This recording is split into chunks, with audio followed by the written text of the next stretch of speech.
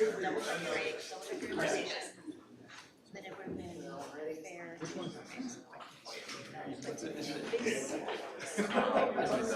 I know, but is it the first, second? Feels basic ones to be already. This one word. The one closest to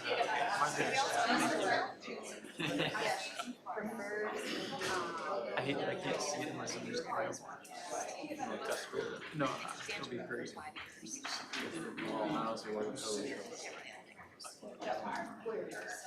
I was gonna say, it's too easy to get yourself your car.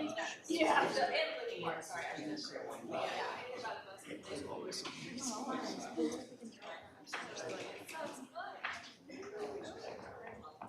I have no doubt that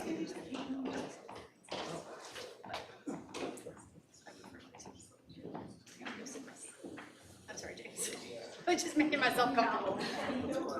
Whether you play. Yes. Oh my God, please no. Don't put me in that situation.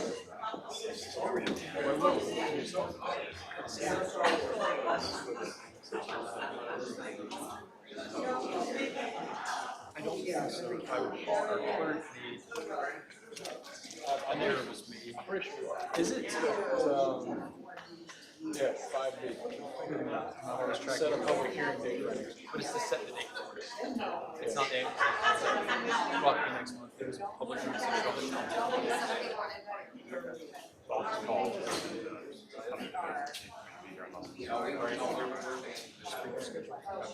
sorry. So I'll just call it tomorrow.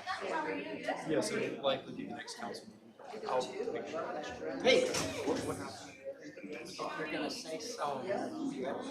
One of our staff. I don't know if you might Since 1, 2, or Memorial Day came up, no, Labor Day came up, and we missed the newspaper deadline. Too close for. Fine, I'll give you a call, I'll explain one more tomorrow. Thank you.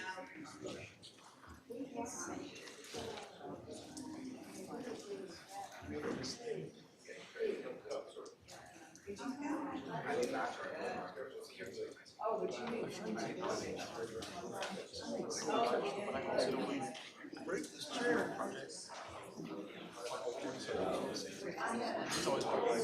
I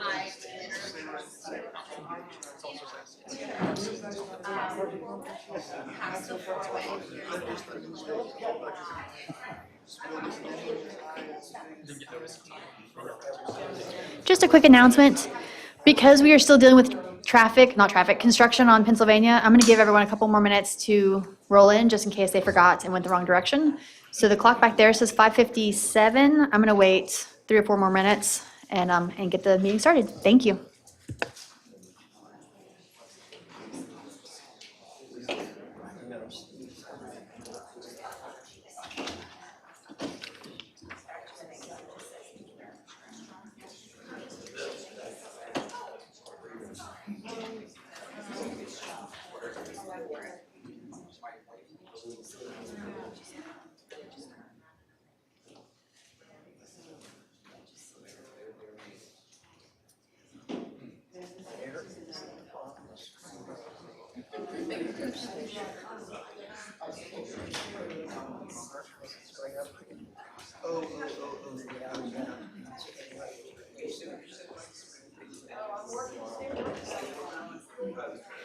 you can't drive hard truck. That's the end of it. That's where it all will go. Now, I did not get this, but I wish I. Oh, you're so different. Your backyard, your front yard. This was, yeah.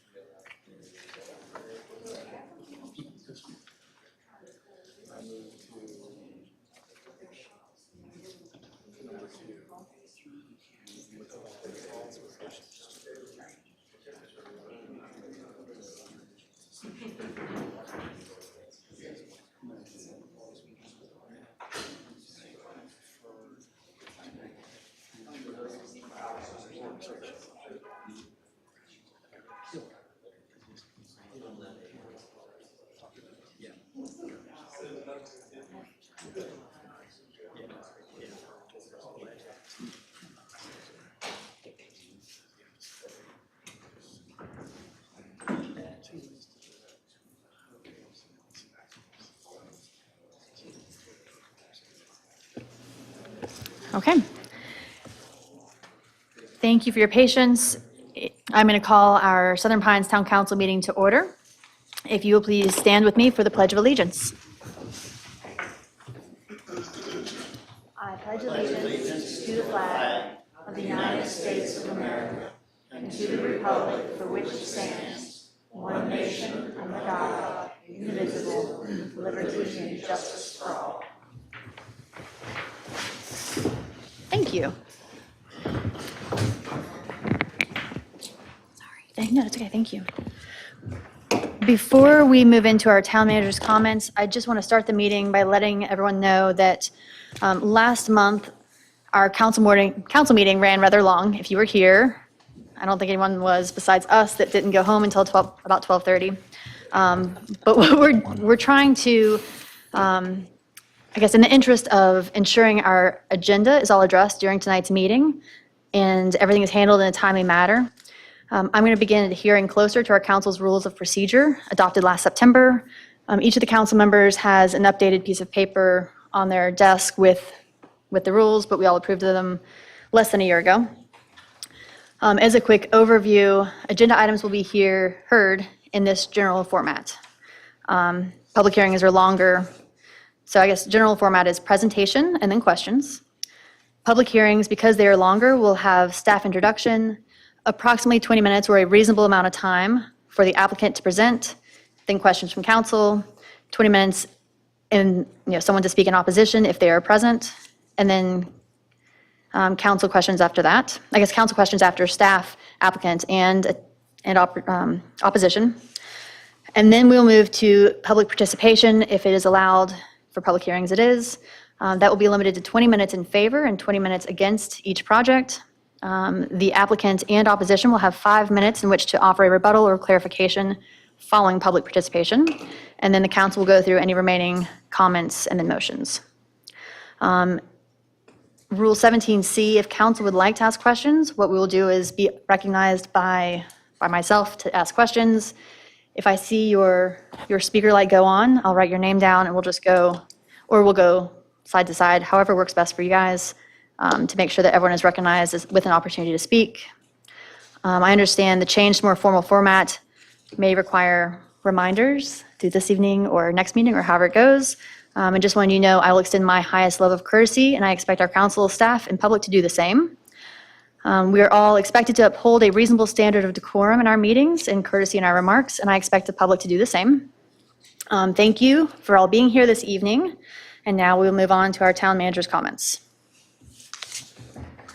Thank you, Mayor Clement, members of council and the public. I have 3 quick things before jumping into your agenda itself. First and foremost, I'd like to welcome everybody to attend the annual 911 ceremony held by the Southern Pines Police and Fire Departments. That will be at the Sunrise Stage up on Broad Street at 8:30 a.m. on Thursday. So if you're available, please feel free to come out in recognition. Item 2, the council, as staff recalls, had asked for just a brief update on where things did or did not stand relative to Phoenix Village and the application PD 0225 that you had a continued hearing at your last meeting around. And as it turns out, they have in fact acquired an additional lot. You may recall some early conversation about a residential lot that was next to Shabui Gardens and concerns about impacts on that. My understanding is Phoenix Village has now acquired that lot and as a result are making some adjustments or have made adjustments to their plan and filed a new application that will be heard before the planning board as step 1 later this month. So PD 0225 will now become PD 0425, and once it makes its way through the planning board process, we'll be back before the town council with a recommendation up, down, or with conditions. And then finally, just a couple of quick notes regarding your agenda, and then I'll go through at least your consent agenda. First of all, we just noticed that after item 5, public comments, it jumps right into an A, B, C, D, and on. There should be an item 6 consent agenda there. So just please note there is item 6 consent agenda. It just got left off. And then secondly, I am going to remove the request for item 10, the closed session. Council has everything that I have currently relative to the land transaction that was going to be part of that discussion, so I don't have any additional update this evening on that and will not be requesting a closed session at the end of the meeting. So with that stated, I'll just simply run through the consent agenda very quickly.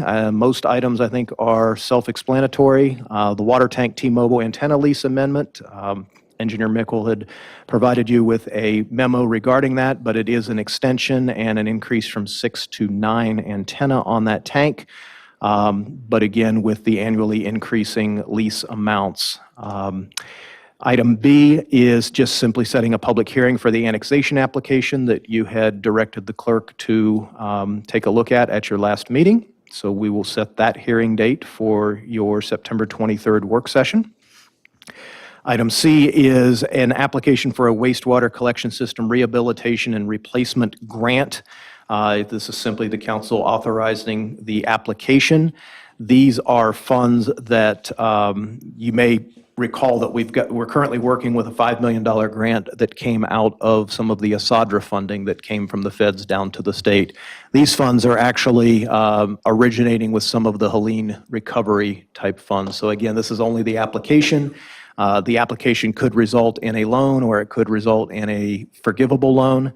And item D actually ties into that in that it's an adoption purely of your utilities portion of the capital improvement program so that we have an up-to-date CIP for utilities to attach to the grant application. So that's what C and D are about. The funding on that is for up to $3 million. That would be the maximum amount that could potentially be awarded once all of those applications are scored. And again, that's on the wastewater system. Item E is approving the local water supply plan, which you need to do every year, and it's based on a look back at the previous year and some of the data. And then item F, I had addressed this briefly at the work session, but finance staff is asking for a closing of the capital project fund paving and simply transferring those monies to the operational budget for the streets department, and that's for our annual paving program that we will be undertaking. Item G, establishes a capital project fund for the purpose of purchasing and ultimately upfitting or renovating 300 Southwest Broad Street. We are funding that, and it's why there are two ordinances there. One is for a transfer from the general capital reserve of $500,000 into this newly created CPF.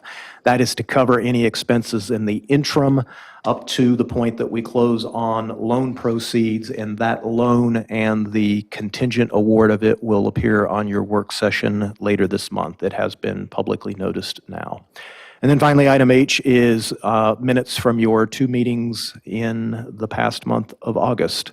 Beyond that, you'll receive a very brief staff report on items 7A and B, and it will not surprise you that there will be the requested continuance that Director Grieve had spoke about at our last meeting. There has been no change in Raleigh relative to the downzoning language that is making those two items difficult to adopt at this point in time. And then finally, you will have a series of UDO text amendments that Planner Broadwell will be presenting to the council for consideration of adoption. You have one QJ hearing this evening. It's on a major subdivision preliminary plat out on East Indiana Avenue. And then there are a couple of planning board appointments that council may or may not wish to address this evening, but they are on your agenda for consideration, including reappointment of a sitting council member. Again, item 10, I've asked that we remove that with the adoption of the agenda. Happy to take any questions. Otherwise, I'll pass it back to you, Mayor, for consideration of adoption of the agenda. Councilman Goodman, you had questions? Actually didn't, I think, I was just got clarification on item 10. Yes. Being removed from the Yes. reason. I had hoped to have some additional estimates or different things for conversation this evening relative to some of the upfit items and things. I don't have anything new that you haven't already been provided via email previously, so I don't have anything for that session this evening. Councilwoman Peterson? I'm interested in you schooling me in regard to the antenna. And with them going from 6 to 9, do we also have a rent that indicates? The rent will be increased as a result of the new renewal. The actual engineering behind that addition runs through the consulting firm. They have to submit load bearers and everything on the towers and make sure the corral will hold it. That runs through our folks that take care of the water towers and the maintenance contracts there.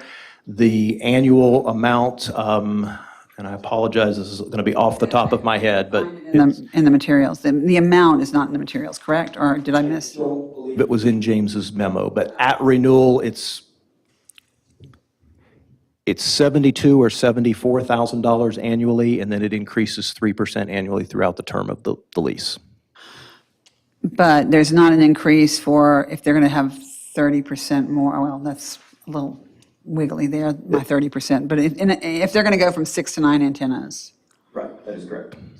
there's no increase in rent as a result of that? There is not. The rents that we work with on the individual companies are not based on number of antenna. Interestingly, with this one, however, the other leases are all at about 9 antennas. This one was at the lowest figure, and the amounts over time, we've been able to sort of level those out so that whether you're AT&T or T-Mobile or Sprint or whomever, you're getting the same rate from the town on those leases. Regardless of the number of antennas? And the number of antennas tend to be all within 1 or 2 of one another. This was the one lease that the language that was originally carried through, because some of these leases have existed for many, many years, and the dollar figures have increased over time. This is the one that kind of originated at 6. Many of the others are at the 9 figure already. So in the interest of consistency, we're not providing them greater space on the corral or more antenna than we are providing to other cellular providers at a cheaper rate, I think. And we I think I are put that together. charging all companies the same amount? All companies are within contracts that get them within a reasonable amount, again, because the contracts are on slightly different renewal cycles. Right. They might be a little different Right. here No, I and there, but understand they're that. not, Right. they're not $10,000 apart or anything. Okay. And we are locked into a 3% increase per year? Or is that something we should look at? The 3% annual increase per year is the number that has been getting utilized in those. There was a period of time that many of these were set up that there was no increase during a term, and then there might be one lump sum increase at a renewal period. We went back as we've renewed these, we put them back onto an annual increase. Right. One, there's a compounding factor there, obviously, but 2, that way you see some benefit over a 5-year term as opposed to the potential for at the end of 5 years, somebody saying, we're out of here, and you never actually saw that increase during the term of the lease. And you think that is the most, you think that is being the best steward of our town as far as doing it that way? I think it absolutely beats allowing something there for 5 years or longer, if that happens to be the term, and not having some having sort of an increase automatic during that increase? period. And we landed on 3% because it's just consistent again? Is that what we're? Again, the consistency, because many of those older contracts were written at the end of 5 years, it was a one-time 15% lump sum. So we broke that into 3% per year over the 5 years. Okay, so this is a 5-year with an option to renew for another 5? I believe that is in the memo, and that does sound, is it actually even on the, I don't think it's there. I think it was, I think it was in James's memo. I think it was in just notes that I There read. it is, yeah, extend the lease by 2 additional 5-year terms. Pursuant to Yeah. their request to do so. Yes. Okay. Okay. And lease of these, and I'll defer to Mac if I state this incorrectly, but cell tower, leasing of space on water tanks for cell tower antennas are completely separate part of the general statute than leasing of a structure, facility, and any other types of leases that we do. It is a special case under the North Carolina general statutes. Okay, and so we're bound by that to some extent, too. Yeah, sure. Well, we're bound by it But in some ways, we don't have some of the same limitations that we might have if we were leasing office space, as an example. Okay, okay, thank you for schooling me. And in regard to the minutes, who's doing minutes with, are you doing minutes? If there's a correction, she can take notes for Beth, yes. Yeah, that'd be great. Bornhorst is Bornhorst.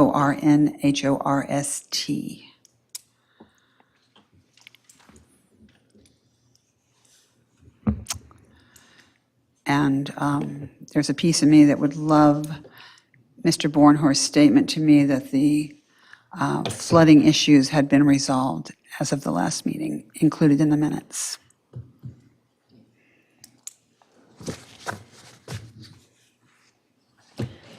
Are there any other questions, or Mr. Pate, you want to make a motion? Thanks, thank you.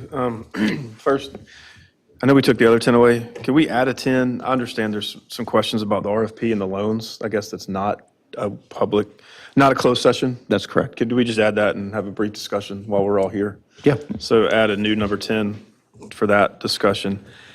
And then for number 7C, if council would allow and agree, that UDO amendments, there was 3 of them in there. 2 were very mundane and very routine. One of them was meaty and has a lot of implications.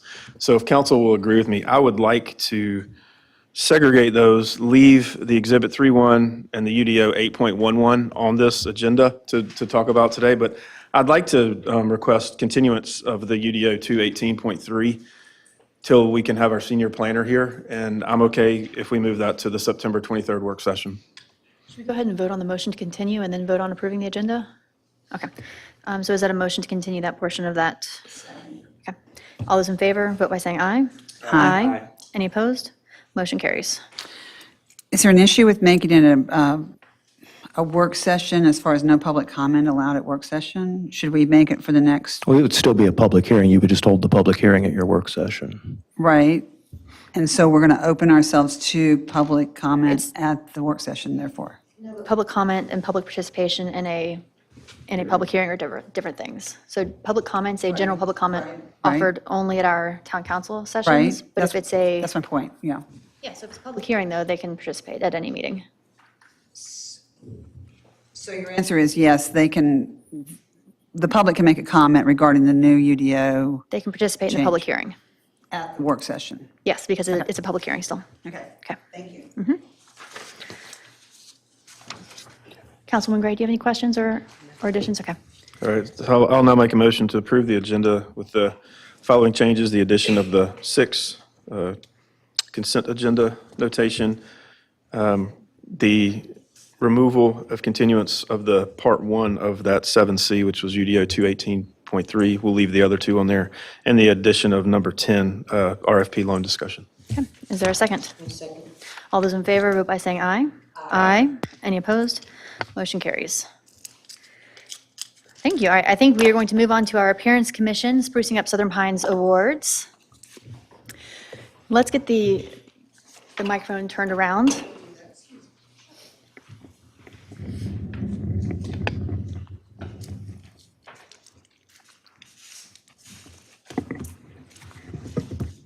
Cynthia Dowdy here. And Kate Shinkwin. Okay.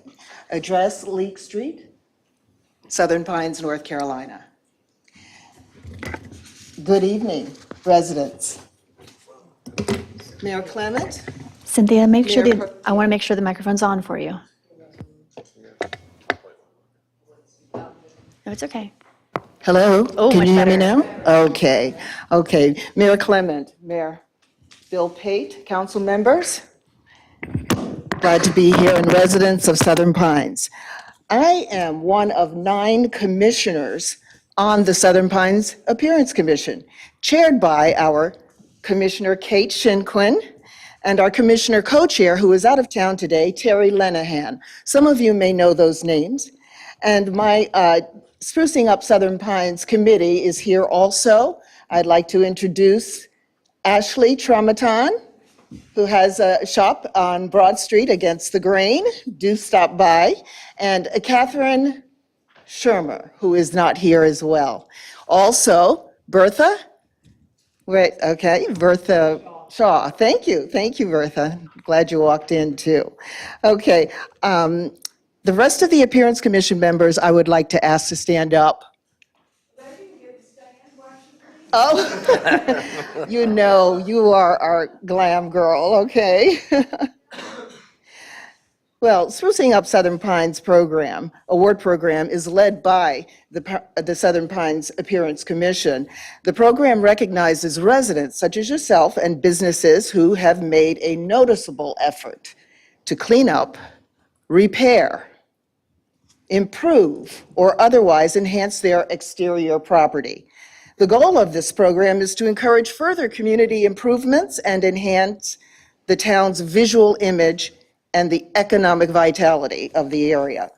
Property owners are presented a temporary sign to display in their yard for about 6 weeks and are recognized collectively at the town council meeting. Hence, here we are. Sprucing Up Southern Pines is just one of the many beautification efforts we help volunteer to provide for the community. This year, there are 10 winners, 6 residents, and 4 commercial businesses. And I'll begin to announce the 6 residents first. As I call your name or address, will the winner please come forward? I'm not receiving. I'm just here to help hand out. Thanks. All right, we'll begin with Vermont Avenue, 105 East Vermont Avenue. Wonderful. Brian Peloso nominated. And can we give your full name here? William Connor's my husband, and I'm Elizabeth Whitmore. Okay, it's a beautiful property, and if everyone will take a look there. Oh, she says, oh, many times it's difficult to. I'm sorry. Oh, keep looking. Do we have a new photograph there? Yeah, it's all changed. It's all, oh. It's even more beautiful. Oh, well, then it is even more beautiful. Oh, please stop by. Certainly we will. Well, thank you and congratulations. You're very welcome. You're welcome. Our next award winner is 360 Midland Road. Oh, no one here to represent, sorry. This is, as you come under the viaduct on Midland Road, 360 is going in towards town, and it's on the right-hand side. It's a beautiful property. And again, unfortunately, we don't all have, they've thinned it out a bit. We don't have all of the before pictures, but these homes are absolutely lovely and keeping Southern Pines up very nicely. The next one will be 920 West Iowa. Is there a representative from here? Oh, okay. That's Mr. Smith. Congratulations. What all can you say real quickly you've done to make this spectacular? Can we come party there? Well, sure. Inspiration of aunts and uncles and Oh, wanting to have a good-looking property in the town. oh. The town I live in. Well, thank you so much. Next year, you can nominate someone else in the community that you might see is doing what you've done. Yes, sir. Okay, thank you so much. You're welcome. We'll take a picture. 420 South Ash Street. Representative? Or the nominating person is Ashley Traumaton, Appearance Commissioner. Dated-looking property that was very difficult to see from the street. And the yard has been so cleaned up and bushes out of it, and the front door exterior, this has been incredibly improved, if you can imagine it. And our Ashley Traumaton thought it was definitely worth presenting this year. Unfortunately, the owner is not here to accept the award. Our next is 280 East Indiana Avenue. Where are our people? Several things have been done to make this property look look good, ranging from flowers, putting in new trees in and around. As you see, it's sort of boxy and colonial. However, it is neat and clean, and it's actually across the church from, I believe, across the street from Brownson. Oh, people shaking their head, they know exactly where it is. 760 South Ash Street.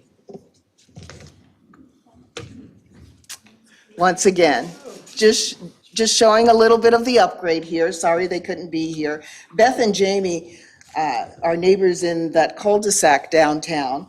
And I understand she used to be the mail carrier for 20, 25 years. Oh, some of you know her as well. Okay. And they do a lot of things helping even other neighbors in the immediate neighborhood there. And they have really cleaned that property out, cleared it out. We can have a party there, nice backyard. Okay, and 600 South Broad Street. We're going into the commercial. We have 4 commercials that were awarded this year. 600 Southwest Broad Street. Have you been there yet? You must go. The food is delicious. It was a former bank building. I forgot which bank it was. Someone in here might know. What was it? Wells Fargo. Oh, Wells Fargo. That was before me, I think. New owners divided the property into 2 spaces, and it's called Taglio's now. If you haven't been, you must go by. I'm doing great advertisement for them. They painted the exterior, added a new patio with outdoor seating, and landscaped the property quite nicely, transferring the empty space into a modern, charming restaurant for the community. Thank you again, Ashley, for nominating them. It's one of our newer properties on Broad Street. 140 Memorial Park Court. I know we have a member here.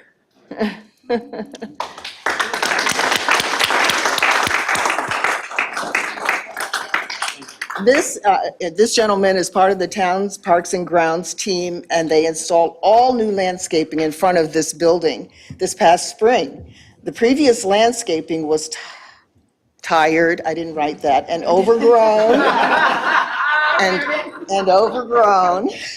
They came up with the plan and focused on xeriscaping? I'm not familiar with that word. To help minimize watering requirements. Now I understand. While this building doesn't get any public visitors, it's still very visible as it's right across the street from the sand volleyball and pickleball courts. On one side, note this team has been working hard to improve their attention to detail and identify projects like this. It would be appreciated and motivated if they were recognized for their efforts sprucing up the town's facilities, and that's what we're doing this year. Thank you. Thank you, Jessica. Nominated by Jessica Ross. 135 East Pennsylvania Avenue. Yay, okay. Wonderful. Since taking over in May, just this past May, owners have done numerous upgrades to the property, including new awnings, and they are much improved and beautiful. I've been by there. Pressure washed the outside, including the alley. New window boxes, flower boxes. Fixed all windows that were decaying. As you know, many of the Southern Pines buildings are still very, very old, and not all have been renovated. A beautiful job. And nominated by neighbor Victoria Jacobs. Oh, and that would be me, the owner. Okay, thank you so much and congratulations. 270 South Broad Street. This is our last 270 South Broad. I know who that is. That's Mike at Southern Prime. He did let me know that he was unable to make it tonight. They continue to do a nice job making that restaurant, that steak, I think it's a steak and, what do you call it, restaurant would be? A steakhouse, yes. Very nice and very good. They've changed the menu, he said, and he apologizes he couldn't be here to accept the award. But congratulations to Southern Prime. That continues and ends. Yes, before we close out real quickly, can the committee members and the winners come up for a quick picture? And I move right ahead.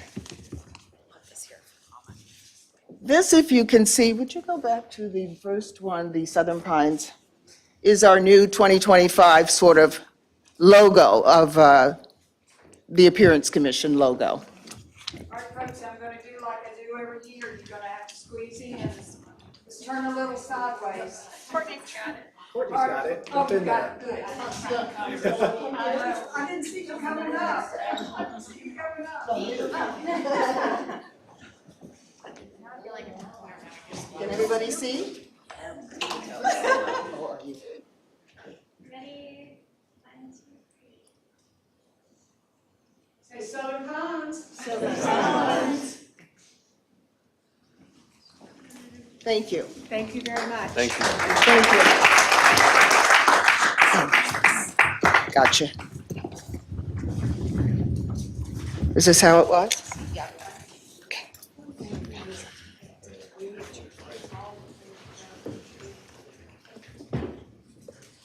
Before we move on too far, too long or past this, I want to make sure that we give another round of applause to the Appearance Commission for their ongoing effort to enhance the beauty of our town.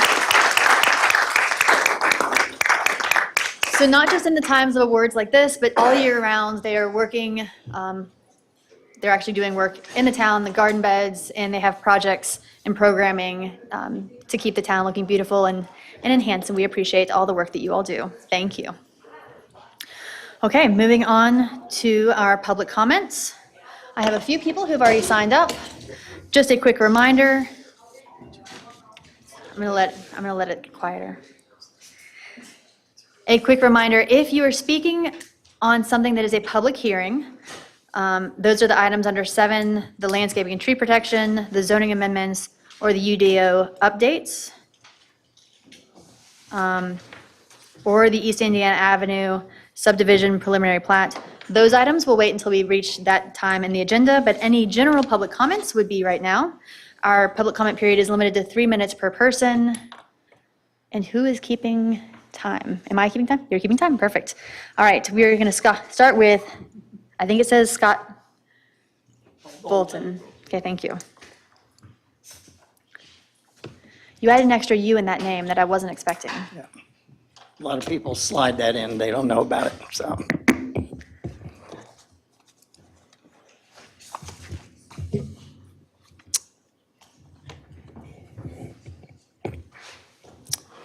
It's good to be here this evening, Mayor, Town Council members. Thank you for the few minutes that I'm going to take to outline to you a couple things on my agenda and a couple of our neighbors.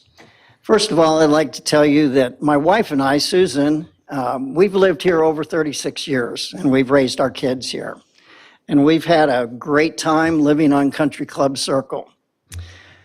Over the past couple of years, I've had some issues with the town and also my neighbors. And I'm going to mention Louis Beeman is my next door neighbor, and Steve Carter lives basically in my backyard. He's the neighbor behind me. So, but we've been concerned with some things about the way the town is handling or not handling storm drainage in our area, in particular on Country Club Circle. And like I said, it's been over the last 2 years mainly that we've experienced this problem, this growing problem of runoff, stormwater runoff on Country Club Circle or off of Country Club. It comes to the back of Louis Beeman's house, and then daylights. Right there is a slide or a picture of the culvert that daylights in his backyard, and then it goes through my backyard and into Steve Carter's backyard. And it's just basically ruined our backyards.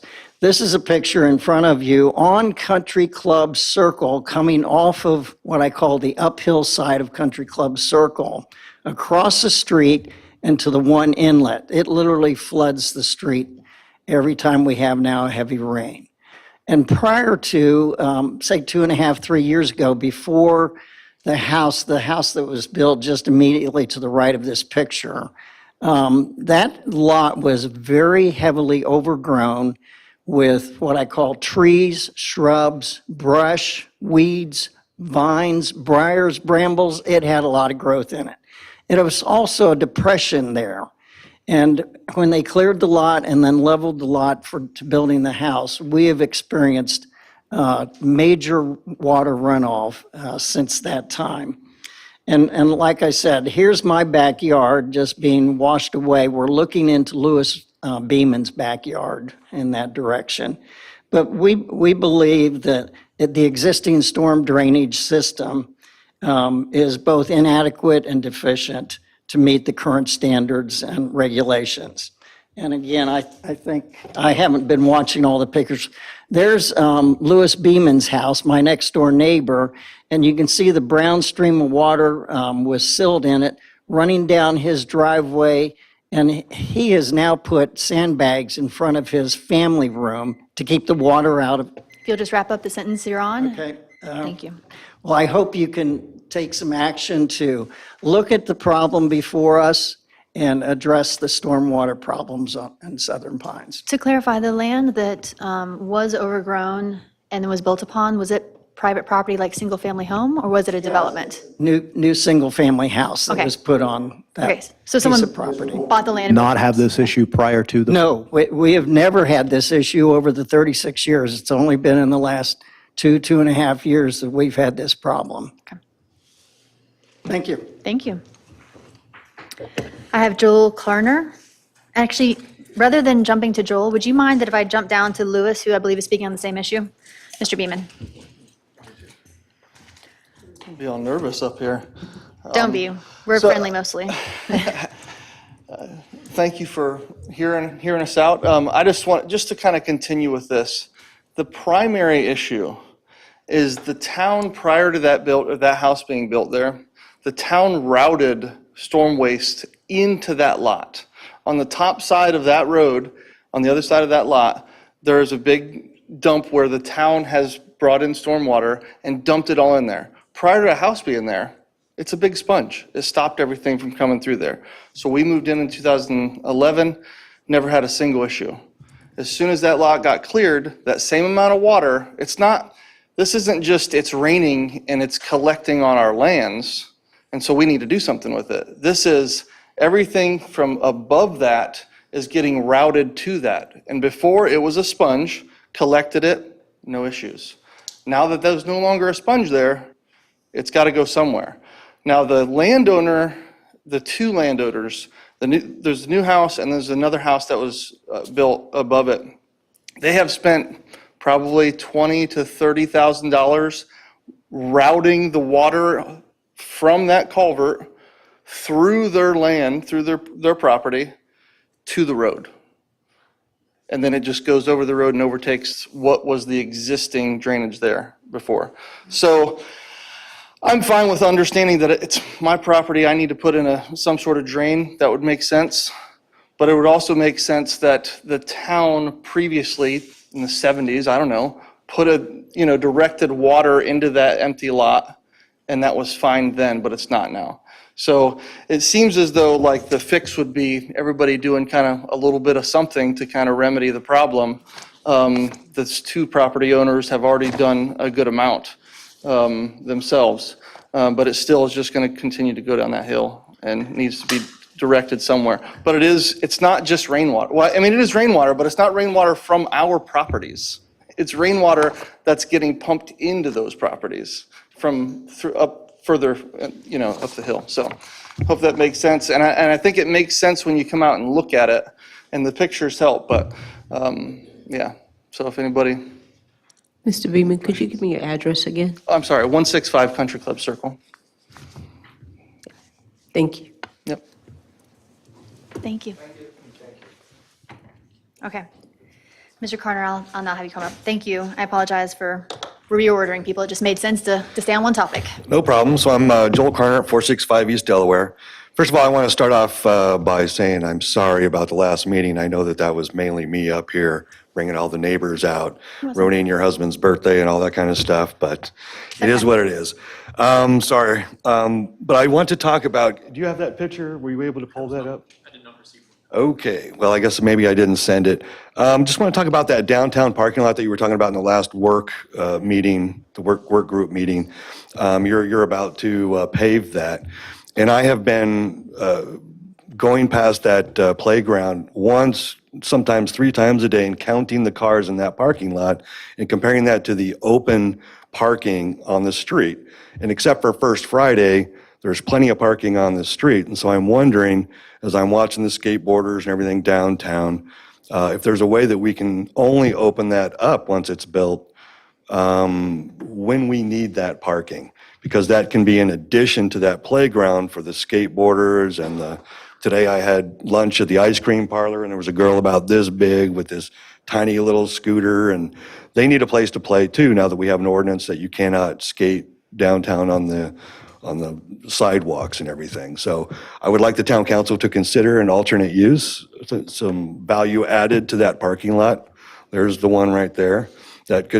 We use it for parking, but it sure would be a nice, and there may be a possibility to get with some of our, I don't know who does it, but I know that we do bicycle safety training, and we're supposed to at the schools, and this could be a place where they could permanently set up a course or something in there, besides the parking when we need it and everything.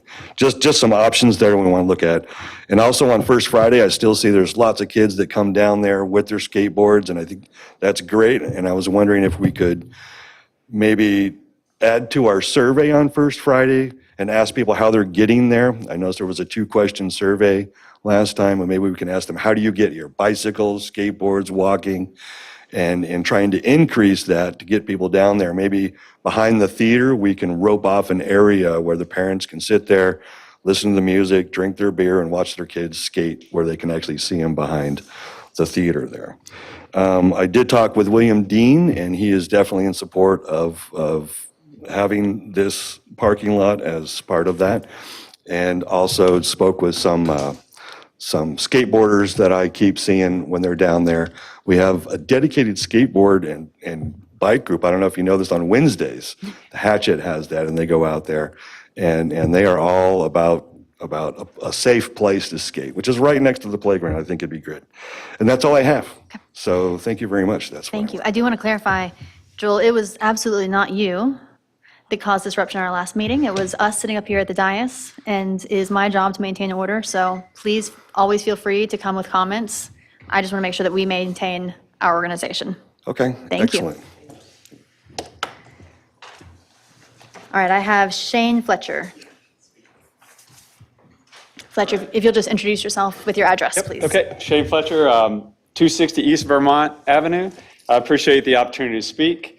I'm here to discuss potential recommendations to address some safety and quality of life issues in the kind of downtown residential area immediately surrounding the downtown area.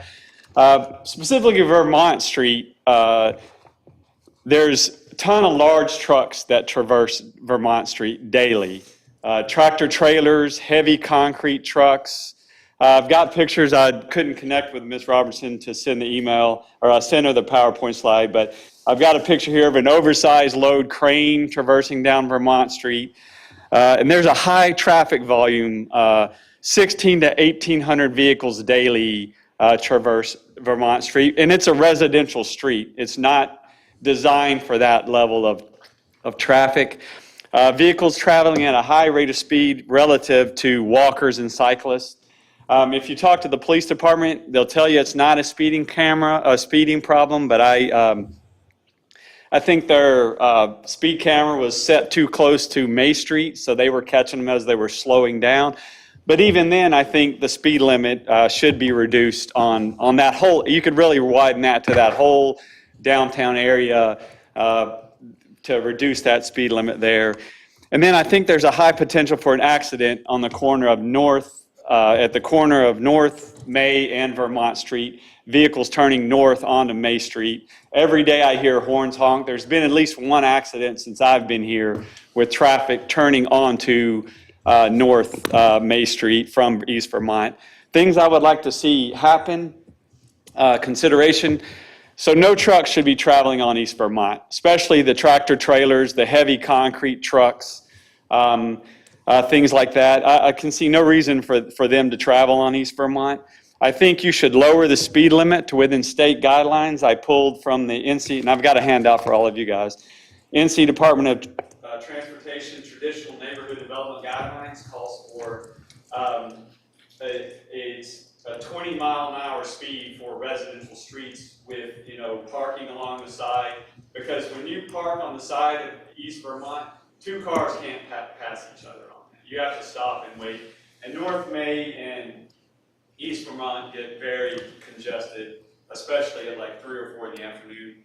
And then I think during the business hours, restricting traffic from turning left off of East Vermont onto North Main Street might make some sense and make that safer. And then if I could get the town support and working with Google and Waze to carry those as residential neighborhoods, and that would stop routing people through there. I mean, it's a natural flow because that's the last street you can come across, but we should be pushing traffic over to Connecticut Street. It's safer, there's a light there, and even your own, your Just finish sentence. 2040 calls that a minor connector road, a minor feeder street, and not Vermont should not be the feeder street for traffic. Okay, thank you. Is there anyone else from the public who did not have a chance to sign up but would like to contribute to public comment?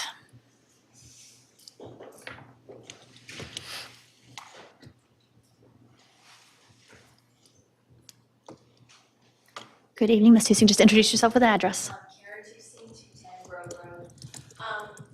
I sent the town council a research project that I worked on, and it's very lengthy, but I took a lot of time.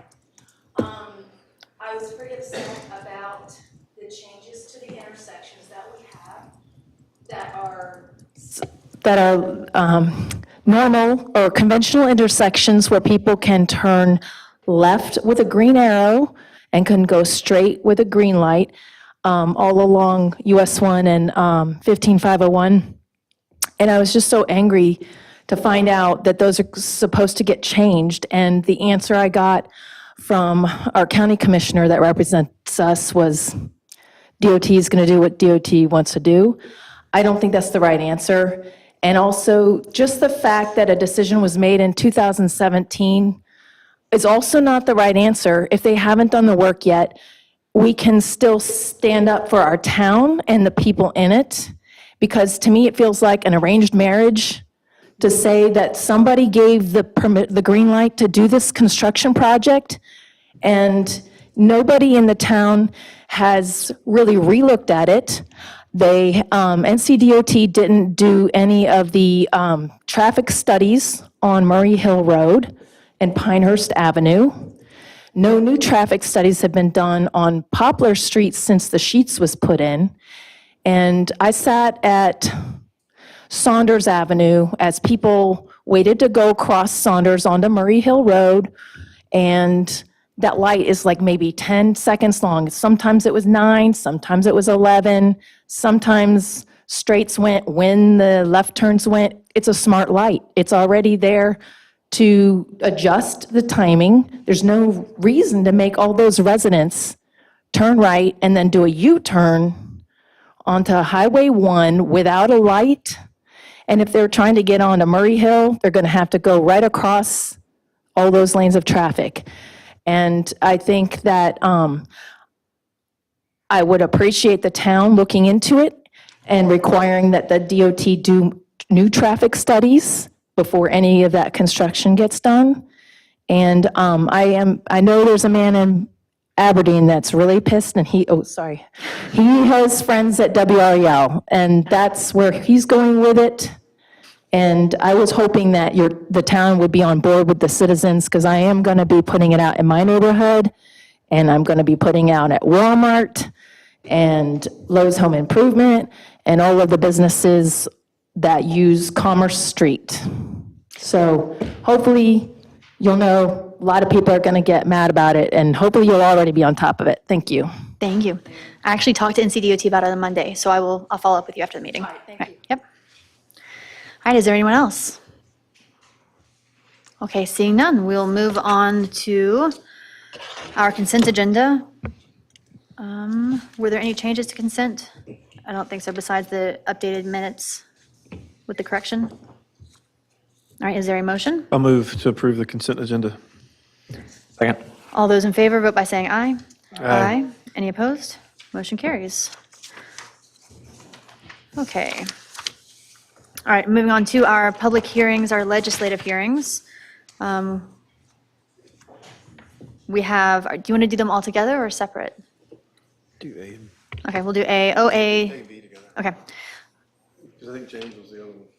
Are you all, are they separated? Yeah, he's got A and B. A and B. Okay, all right, so we're going to do both 7A and 7B. Thank you, sorry. All right, Council, Mason Maddox, Planner 2 with the town. Just want to briefly say that I second everything that Town Manager Parsons said, that we have not heard any change from Raleigh about these as of yet. That's concerning Senate Bill 382. We have heard some word about a possible revision bill. That would be Senate Bill 587, as I'm sure you're all tracking. And if we are to receive an answer out of Raleigh, we are expecting it before November. So we ask that this be continued until then.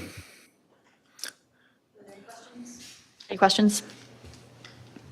All right. Is there a Sorry, what was motion? you said continued until, November meeting? November business meeting, yes. Which is the 6th, remember, we had to move it for the election.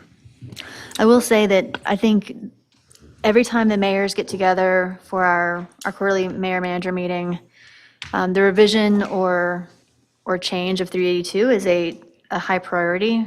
And I brought it up that we had continued this several times. I actually said 6 times, and really we're only at 5. Not that it makes it any better. Anyone in the public who is not aware of our zoning rights being taken away from us from the General Assembly ought to look into it, write a letter to the paper, write a letter to your senator or congressman, because I think that the best government is at the local level and closest to the people. With that being said, it's not changing yet. Is there a motion to continue it again? I'll make a motion that we continue agenda items 7A and 7B till our November the 6th, 2025 business meeting. Aye.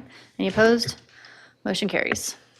Staff continues to thank council for adopting a statement regarding that bill. Thank you. Very much.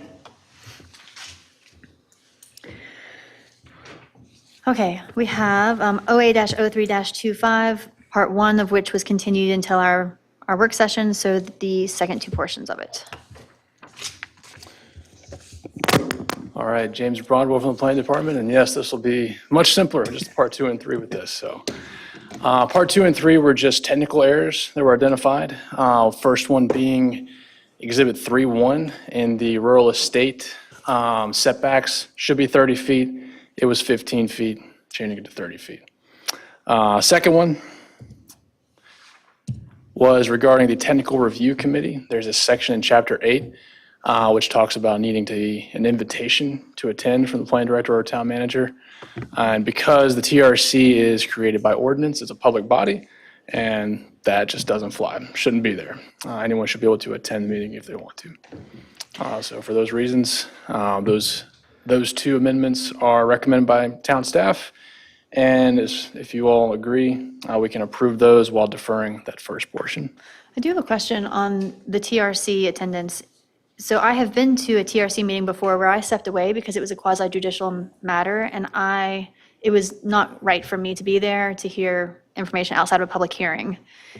If the meeting is open to the public, how do we let the public know that information that they sit through during the TRC is not for them to bring before the body in a quasi judicial hearing?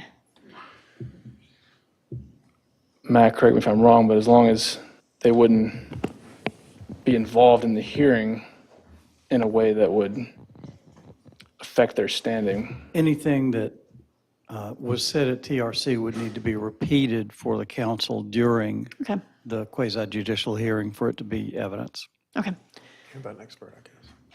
And this actually goes to a larger point that some TRC discussion leads to applications that may be of a legislative or a QJ matter, depending upon when you talk about pre-applications and things. A lot of times that discussion is around what would the rezoning be, what might the process be. So it's not always necessarily going to be the case that you walk in there and know that it's a QJ, it ends up being a QJ discussion, but it might not have been known that going in. And one of the things, I attended the TRC today, and one of the things I talked about with them is that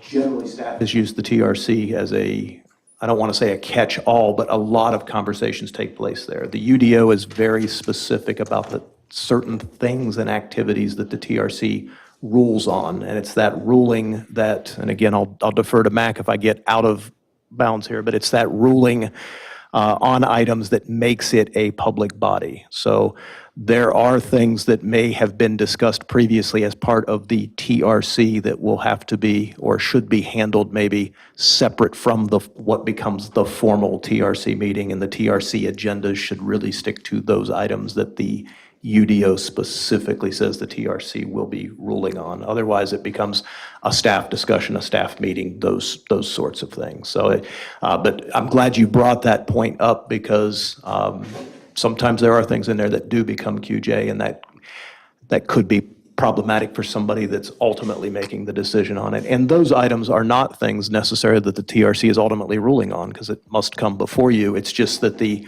back and forth and the working with the applicant might turn a concept into a QJ matter. So I'm just saying, the misunderstanding that we had with PNIC having 7-story buildings, someone sitting through a TRC meeting and hearing, I mean, it was in the packet that was 70 feet for architectural, whatever, but I feel like TRC sometimes takes some of these projects and kind of narrows them down into more concise ideas. And if there's a public body at that hearing who hears something that's no longer part of the process and then brings it to public comment or during the hearing, I guess I just don't want to muddy the waters with additional information that may be incorrect. So I guess we'll have staff in charge of. it's entirely verifying it. possible, particularly in a legislative setting. Obviously, in a QJ setting, it's evidentiary in nature. You're qualifying witnesses. I'm not going to say it can't happen, but there might be safeguards in place relative to QJ that won't be there for legislative. Council, do you have any questions? No. Is there a motion? I'll make a motion that we approve parts 2 and 3 of this item in the packet, that is amending UDO Exhibit 3.1 and amending UDO Section 8.11 as presented in the packet tonight. Second. All those in favor, vote by saying aye. Aye. Any opposed? Motion carries. BJ's not here. He may have, I think I was supposed to do a consistent with the comprehensive plan thing. Can I do that one again? Could you All right. read the motion again? Yeah, I missed this part of it. I move that after considering the criteria for text amendments found in UDO Section 2.17.10, that the town council finds that the proposed text amendments that we just discussed, parts 2 and 3, are consistent with the comprehensive plan and are a reasonable way to implement that plan for the reasons set forth in the planning board's resolution that was included in staff report OA-3-25. Second. And, all right, and then therefore, sorry. All in favor? Aye. Aye. Motion carries. No, go ahead. And therefore, Yep, and therefore, I move to approve the proposed amendments to the UDO only on parts 2 and 3 in the packet, as shown in the attachment to staff report OA-0325 from our tonight's town council packet. Second. favor, vote by saying aye. Aye. Any opposed? Motion carries. Thank you. I think BJ will appreciate that it was read correctly. Thank you, James. Okay, we have our single evidentiary hearing. Just to clarify, when we were talking about TRC and QJ hearings or quasi-judicial hearings, these hearings are different than others in which the public is not able to participate unless they are an expert in their field. We will have our attorney qualify the counsel, and then we'll move to swear in anyone speaking. Let me ask a question first. Is there a representative from Ascot here? There we go. Okay. Everybody's here. Does any member of council have a fixed opinion prior to this hearing that is not susceptible to change? No. Has any member of council had ex parte communications about this matter? No. Does any member of council have a close familial, business, or other associational relationship with an affected person? No. Does any member of council have a financial interest in the outcome of this matter? No. Does the applicant wish to challenge any member of the council on the basis of impartiality? For the record, he said no. Mayor? Okay, thank you.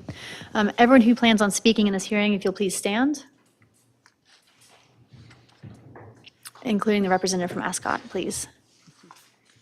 If you'll stand as well. Okay, raise your right hand. Do you want me to do this? Do you swear to tell the truth and nothing but the truth in this hearing this evening? Okay, thank you. All right, Mr. Broadwell. Everyone, James Broadwell from the Planning Department, and I'll present the staff analysis for the East Indiana lots major subdivision. I'd like to enter the staff report into the record as Exhibit A, and this presentation as Exhibit B. So this project intends to subdivide roughly 4.5 acres just to the south of the East Indiana Fort Bragg Road intersection into 7 lots, which is, East Indiana is a minor arterial roadway, which was one reason this should trigger major subdivision. Second being it's 7 lots above the 5-lot threshold. I'll briefly go over an area and plan overview, and then 2 issues which staff do recommend conditions for, and then hand over to Ascot for their portion. So as I said, we are about a half a mile south of the Fort Bragg Road, East Indiana intersection, the Sandhurst South neighborhood. It is just to the west of the Highland Trails neighborhood as well. It is currently one parcel, about 4.5 acres. It's zoned RS2, which calls for 20,000 square foot minimum lot sizes. It is presently entirely a mature forest. There's no other structures or accesses on the site presently. As I mentioned, it is a minor arterial roadway, which I'll get into here in just a moment. The preliminary plat is for 7 lots, with the exception of one 0.67 acre portion that's going to be recombined with the lot to its east. I apologize for reconfiguring how that's oriented, just so you all could see a little better zoomed in. But it is that second lot looking to the right there. That's what's being recombined with the lot along East Hedgelon Way right behind it. I do have a zoomed in portion there so you can see that. Those are those 2 land hooks that will recombine it. That will happen in this same process, which staff did not find any issues with technically. You may have noticed from the planning board staff report that has changed. In that staff report, that was actually the northernmost portion. And since then, the applicant, for, I guess, miscommunication has shifted it to this portion. But because it did not increase the lots, increase the intensity in any way, staff don't find an issue with that change and for needing to go back to planning board. As far as the rest of it, they will have town water available. There is water along East Indiana, but there is not sewer. So the applicant does intend to install septics on the front yards because it does slope down towards East Indiana. And now for the minor arterial roadway concerns. Anytime that we do have a major subdivision that is going to come on an arterial collector or highway, we take a look at it for design and safety implications to see if there are any. We got comment from NCDOT with no concerns outside of the usual, encroachment and driveway permits. And our TRC reviewed it twice as well and did not note any concerns as well. I'll next get into the trees along East Indiana Avenue. And comprehensive plan, it calls for preserving trees wherever they're able, wherever is most appropriate and best suits the project. Comprehensive plan policies 4.9, 4.10, they say preserve the natural character and minimize tree loss during the development. And the front setback is a good example of that. It's an area that's not going to be developed minus the driveway and utility cuts, as well as the rear setback. And luckily the applicant and I, we've talked about this numerous times. The applicant was waiting on some soil tests about the septic systems, which they just got back this week.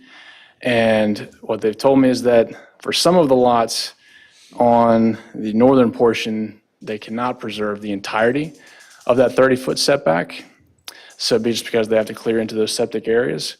But they have agreed to preserve the 30-foot front and the 30-foot rear, because it won't affect the project area, minus what is required for the septic areas. And so I've written a condition that reflects that. I've got it at the end here, but staff's comfortable with that. It really does achieve a good balance of saving trees on the front and the back of the property while not impinging on the building footprints, the utility cuts, and the driveways. Any questions on this condition before I move on? Councilwoman Peterson? What does it actually mean? 30 feet buffer on the front, 30-foot buffer on the back, except if we need to take down trees for septic? What is it? What do you anticipate that means as far as an actual impact on the buffers? If we take a look at the plat right here, the septic areas,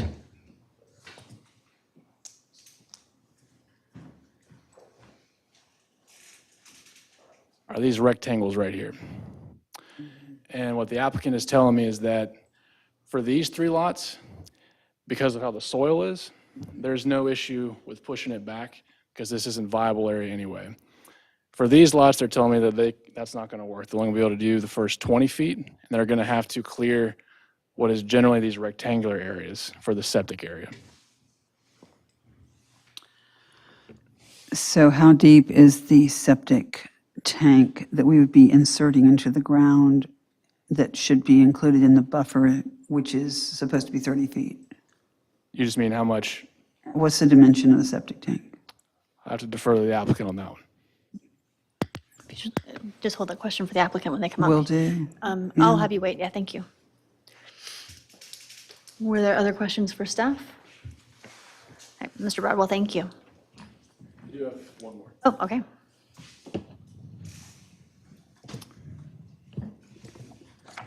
The second condition, which the applicant has also agreed to regarding the red cockaded woodpecker study, we did receive agency comment back from our LUAC on August 11th saying this is a high priority area.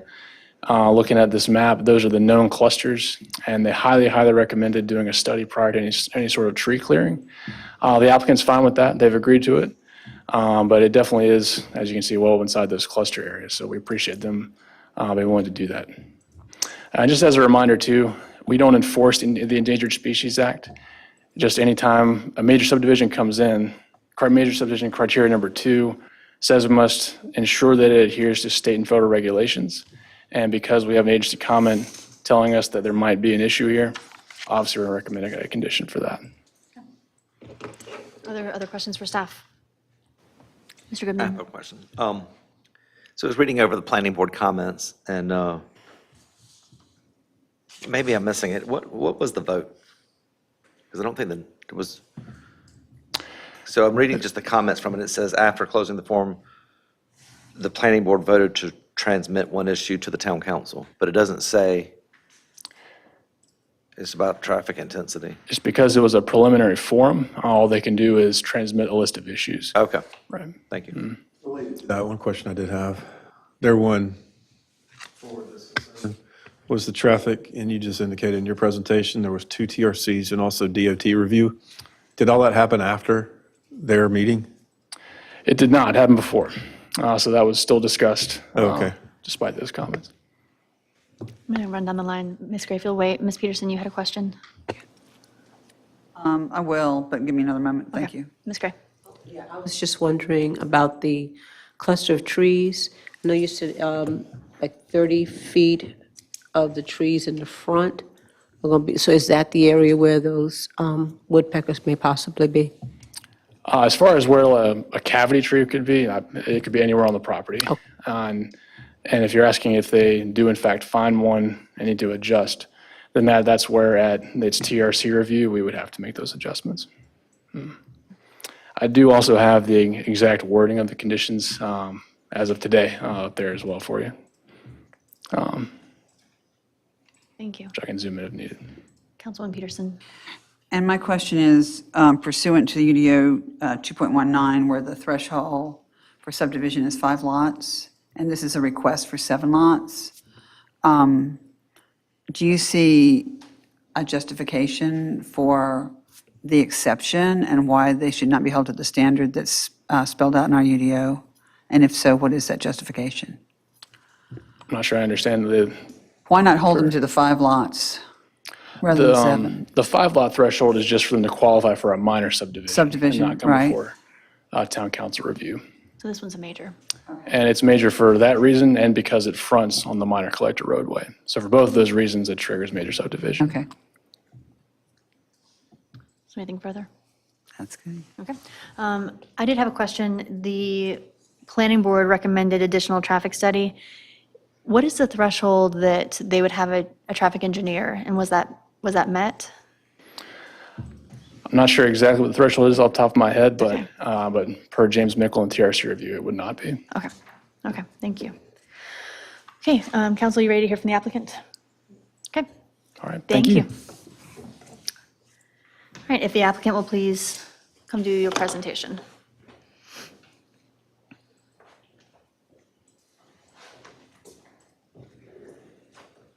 Hello, my name Hi. is Matthew Blake. What kind of questions can I help you guys with? Is your mic? Gone, yes, sir. Oh, I'm sorry. Okay. Can you hear me? Yeah. Why don't you introduce yourself and I guess your qualifications of why, your relation to the project, and any information that you feel like we need to hear from you. Yeah, my name is Matthew Blake. I'm a project manager for the subdivisions at Ascot.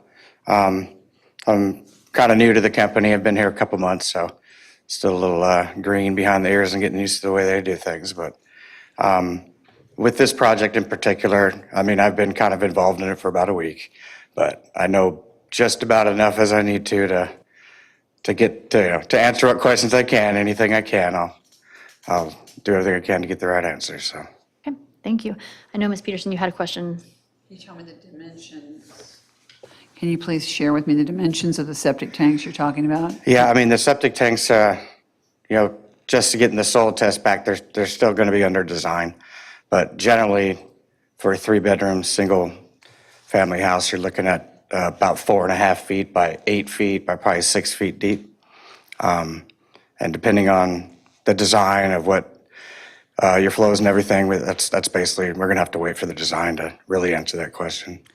So you don't have a direct answer to that tonight, and that would be something that would actually impact the 30-foot buffer that you are saying you would maintain, but for the septic tanks?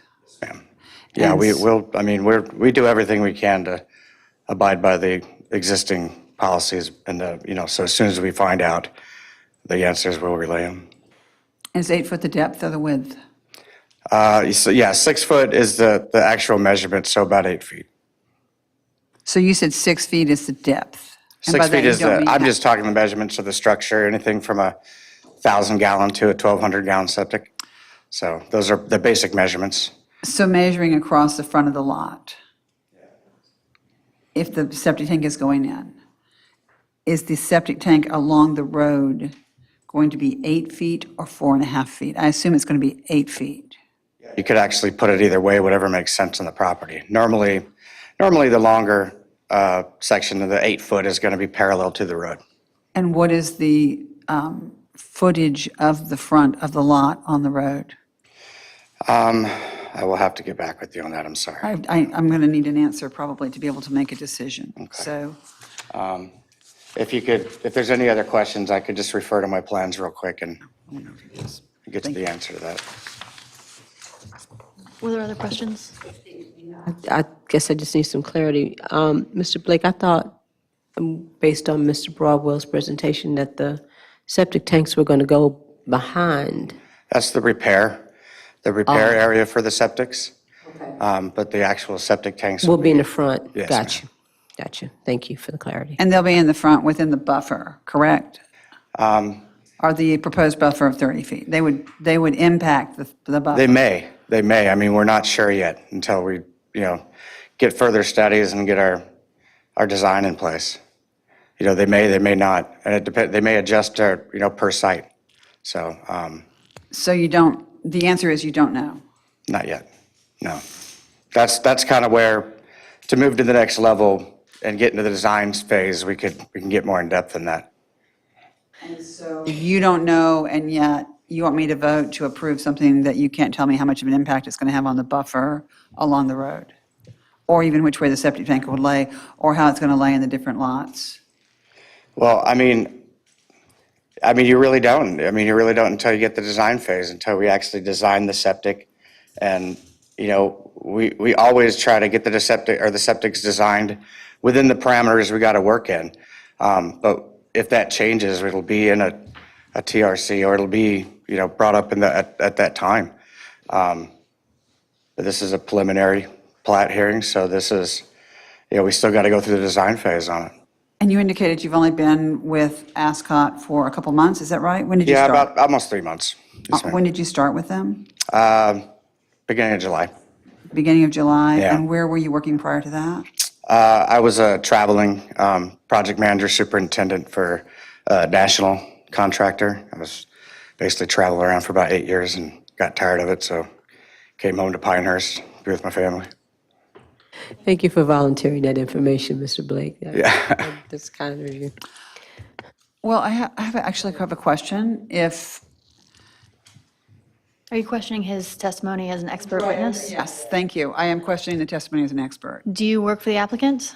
I do. And Yes, you're ma'am. experienced as a project manager for construction? Yes, ma'am. I've been a project Sorry. manager for. Pause, Mr. Blake, for just one moment.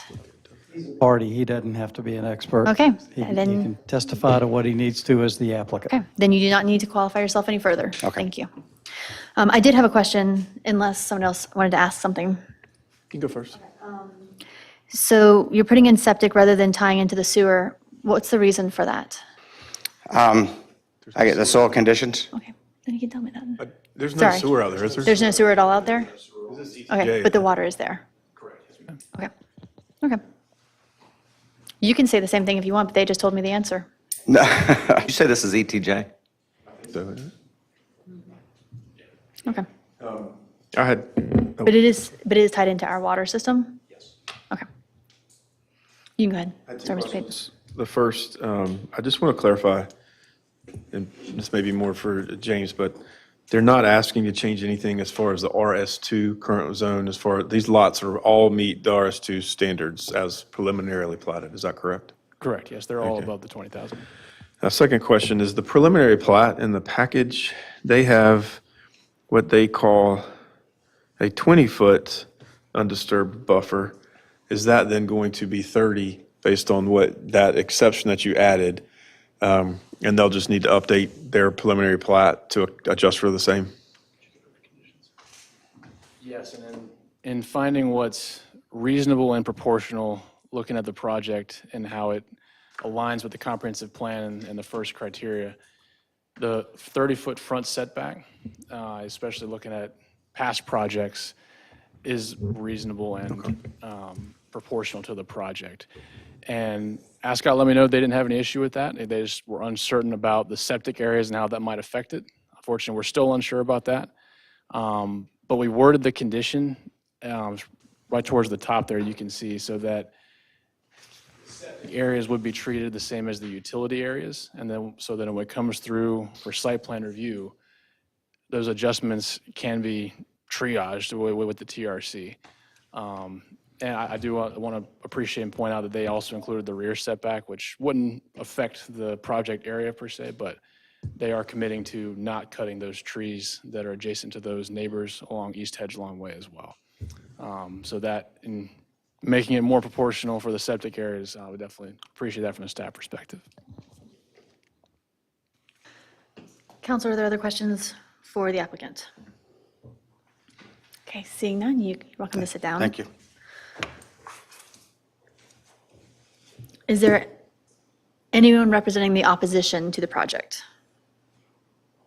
Seeing none. So public comment is limited in a quasi-judicial hearing to people who are expert testimony or expert witnesses. Do you qualify as an expert in a field of, go ahead. She can make Public her comment. comments, but she's limited on issues that require expertise. For example, she can't, Real estate and unless she's a traffic engineer or a civil engineer, then she can't make comments about this creates a traffic problem or this doesn't work for civil engineering. But if she just wants to say she cares one way or the other about it, that's fine. Okay. It can be considered, so just to clarify, so we would have an opportunity for an opposition if there was someone representing an opposing party. Seeing none, we will open it to public comment. You can comment during that. If your comment regards real estate values or traffic, our council will just have to not consider that as part of the hearing. Unless you're an expert, yes. Okay. If you, seeing no opposition and organized opposition, you're welcome to come forward as public comment.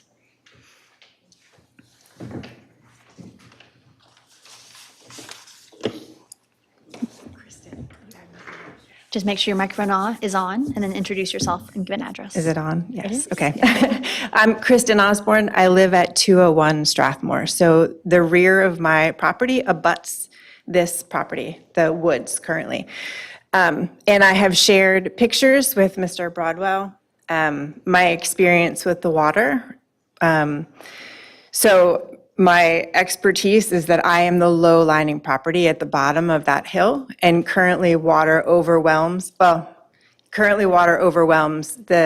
drainage system was built when the neighborhood was built in the early 80s. It's just not, it hasn't been able to keep up with the runoff and with the sand. So it's just clogged. A few years ago, the Department of Transportation came out and they dug out the trench, but it's filled back up with sand.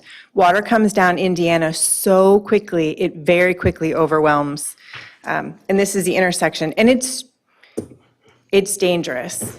And then in the last storm, it deposited so much sand in the intersection that it's a beach right now. So cars skid around the corner. So if you want to go to the other picture, that is the current situation in front of my house. That is 2 inches of sand in the intersection of Strathmore and Indiana. So when my kids pull out, they skid. The cars skid, turning into Strathmore and out of Strathmore. But really, the problem is just it's insufficient for the current water. And so increased development was going to mean the more water coming down faster, and it's just not enough to handle the stormwater.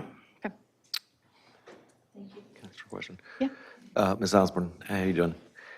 When the DOT addressed the issue several years ago, did that solve it for the time?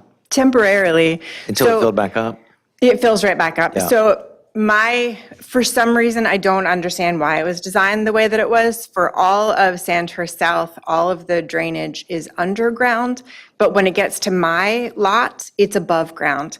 So there's a creek in my backyard, and then it makes a turn. It has to turn and go right down Indiana. And so when it backs up, and it just deposits all the sand. So it backs up. So every couple of years, I have to pay to dig out all of that sand so that it continues to flow to Indiana. So if Indiana backs up, it backs up into my yard.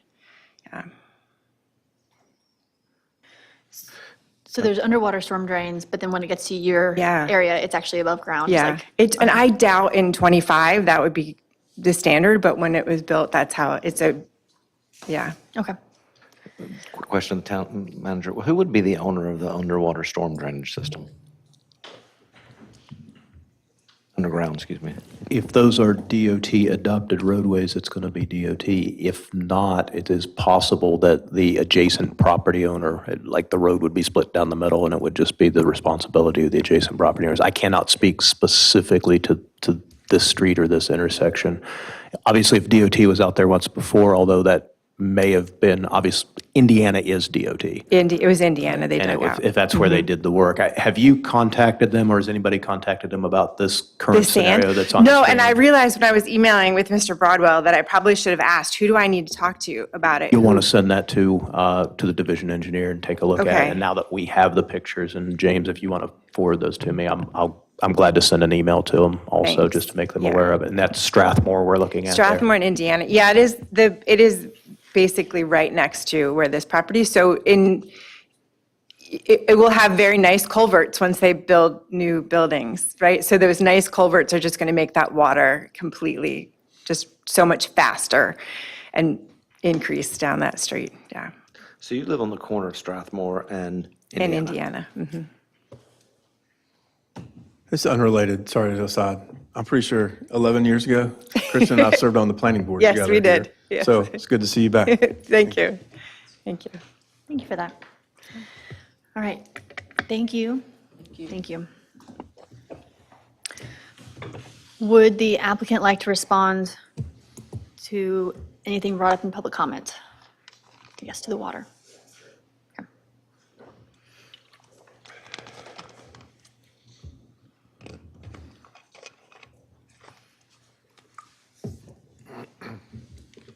Hello again. Yeah, so the stormwater on our sites will be responsible for. I mean, we have to follow all standards, DEQ, we have to, but that, I'm not positive either, but if that's a DOT or, you know, it could be conveyed into the town, I'm not sure. I don't know the answer, but if it's DOT or, I mean, that sounds like a problem that they should be addressing. So we do not add to anything when we build our properties. We're required not to. And, you know, every inspection that we come across, we have to abide by that, so that's it. Other questions, Mr. Goodman? I do. Well, I can't find it right now, but I felt like I read something earlier about stormwater would be managed on the lots. Yeah, internally, I did see that. Staff report. What would that entail? Is it because of the size of the development, they're going to be required, would they be required to treat stormwater? They do already have dry wells shown on the preliminary plat. You'll see them kind of on the, all the lots that are on the south side of over where the houses are. Here, I can pull that back up. Oh, I see it. Little sun things.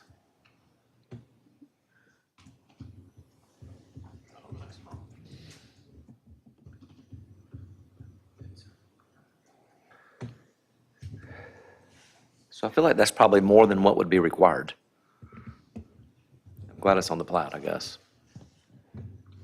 That was something that Colin Webster and James Mickle talked, the original TRC. Off the top of my head, I can't remember what the true genesis of that was. Yeah. But James Mickle was satisfied with that as far as meeting the pre-post requirement internal to the lots. It could very well just be the pre-post requirement. If it is completely wooded now and you're going to put some homes in there, Right. you're going to have to do a little bit of detention or something to just release it at the same rate. Every lot, that's good. And that would be one methodology to get there, obviously. All right. Thank you.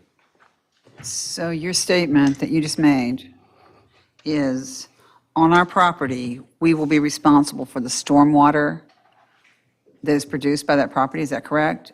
I mean, Yeah, you we stopped cannot at add- stormwater, period. Tell me what you mean by that. You know, standards are we cannot dispense any more stormwater adjacent to adjacent sites. So we have to manage it within our own property, which normally, at least in my experience, you actually, to undeveloped properties, you actually end up helping the problem. But, you know, that's basically, I mean, we cannot add to the problem. You know, we can't, the water that flows through any privately owned property, they cannot produce more than what was done prior. And so now your statement is, on our property, we will be responsible for the stormwater. We cannot dispense any additional stormwater to other properties. Yes, ma'am.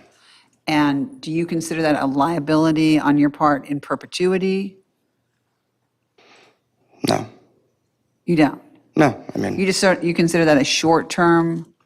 Oh, no, I mean, Responsibility? anything we do through our engineering efforts and through town approvals is it's all going to be based on a 100-year storm. That's pretty much the standard. So. Do you I mean, consider that to be an ongoing responsibility in regard to that property? I think you've asked and he has answered. If we can move on to the next I question, would that would love be to, great. I would love to hear his answer, because I think my In the public original record. question, hold, please hold, thank you. Holding, please, I have told you, you've asked the same question and he has answered it, and you can stop questioning or you can change to another question. That is my final offer. Take it or leave it. Do you have another question? I'm interested in the long-term Then responsibility. we will move on to another person. Does anyone else have questions?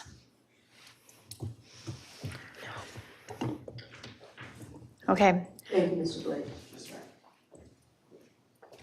Does the council, are you ready to close the public hearing? Or do you have other questions for staff or applicant?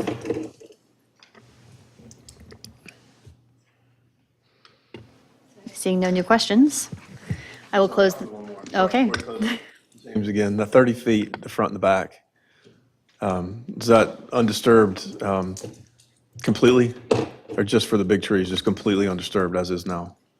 Not completely. As the condition reads, it's the trees that are 10-inch diameter and above. Okay. So they would be able to clear out things of less diameter than that, and then, of course, the driveway cuts and utilities, so forth. Thank you.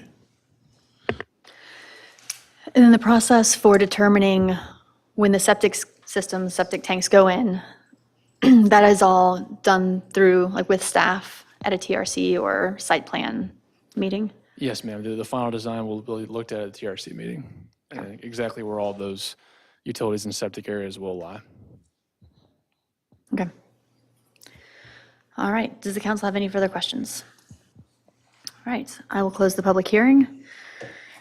Is there discussion or a motion?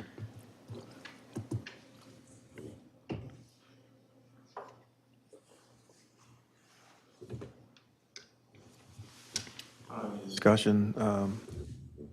I'll make a motion that we can adopt, or to adopt attachment 1 of the staff report as drafted as finding of fact regarding the proposed preliminary plat MAPP-03-25. Is there a second? Second. All those in favor, vote by saying aye. Aye. Any opposed? No. Motion carries. And I will further move to approve the preliminary plat MAPP 3-25 with the conditions set forth in the staff report MAPP-02-25 with the conditions discussed tonight by James. Is there a second? Second. All those in favor, vote by saying aye. Aye. Any opposed? No. Mr. Broadwell, I will say, from our position, I do appreciate the work that you and the rest of the planning department have done to preserve the large growth trees in this area and all the other ones. And we appreciate that you recognize that's a large concern of ours. So thank you for your work. Your efforts are thorough. Thank you. Okay, we have no closed session. Nope, sorry, planning board appointments. Do we have a staff member who's going to present anything from the planning board as far as recommendations for appointments? Just the recommendation that Matthew Walden be reappointed. You're interested in having Mr. Walden reappointed, and there are also 2 additional seats to fill, is that correct? 1 additional seat. Applications. Right, understand. Thank you.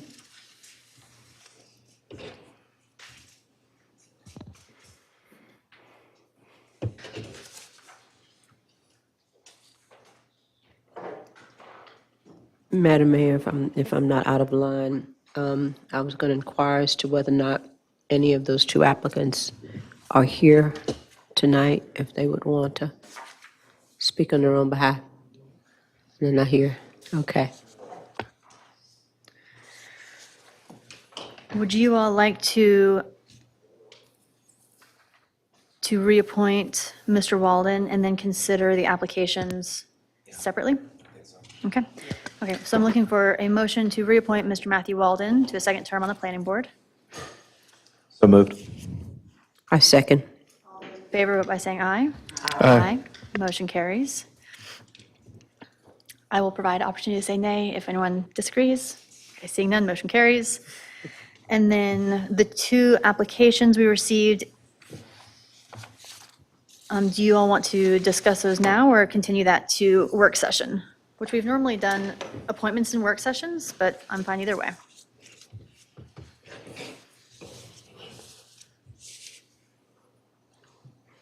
I'm okay with them going into work session. What do you think about time? If the council is in agreement. Yep, if you'll make a motion, that'd be great.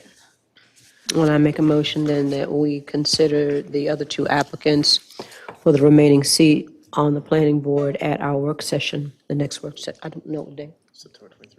September 23rd. All those in favor, vote by saying aye. Aye. Mr. Broadwell, do you see any concern with us? I guess you all are not going to be short-staffed on the planning board between now and the 23rd, are you? We have 6 out of 7. I don't major issues getting a quorum. Okay, perfect. Thank you so much. Yes, ma'am. I look forward to revisiting that in a couple weeks. That being done, we have an update on loan terms. I think Mr. Parsons can give us that update. Certainly. So you all received an email last week with the final amortization schedule and I believe a spreadsheet that was made part of the application to the LGC with the two banks that responded to the RFP. You'll recall at our conversation last month, which the RFP deadline was actually that day, I had provided you with just some initial data that we pulled from the cover sheets with a caveat that neither Tess Brubaker Spies, our finance director, nor myself had had a chance to actually go through the details of those filings. But I provided you that at that time. She was able to follow up with the two institutions over the next 24 hours. We received updated information. Neither initial submittal was complete or entirely accurate, and that will happen at times. So then based upon what we now have as the final figures from the two banks, again, I had sent you an amortization schedule and also a notice that we would be asking for a council award at your work session later this month because we had to go out and do the public notice on that. We will be sending whatever decision the council makes then off to the LGC staff the next morning because we remain on their schedule for their October approval. So anything you award at the end of the month is contingent, obviously, on LGC ultimate approval. As a reminder or further clarification, there was a point at which we had talked about even moving forward on this, potentially just negotiating with one individual bank and not going through an RFP process because typically an RFP is not a requirement per se under general statute. However, the local government commission, and with this being an application that needs to go through them for final approval, did require during our pre-application meeting with them that we send an RFP out on the process.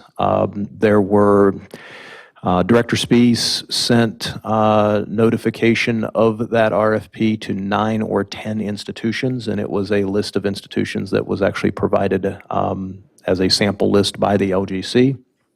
And again, we received 3 replies, 2 of which contained figures and terms for 15, 20-year loans, one of which was a reply of thank you for the opportunity, but we are not interested at this time, which is actually it's noteworthy in that it is technically and legally a third reply. So the other 6, 7 banks that were invited did not reply in one form or fashion, but the LGC does recognize the thank you, but no thank you. Let us know when another opportunity comes up. They do consider that a third institution that replied. And so we had asked specifically for, that we did not want a prepay penalty on the loan. I looked through the RFP and that was an item of interest and it was brought up in our discussion.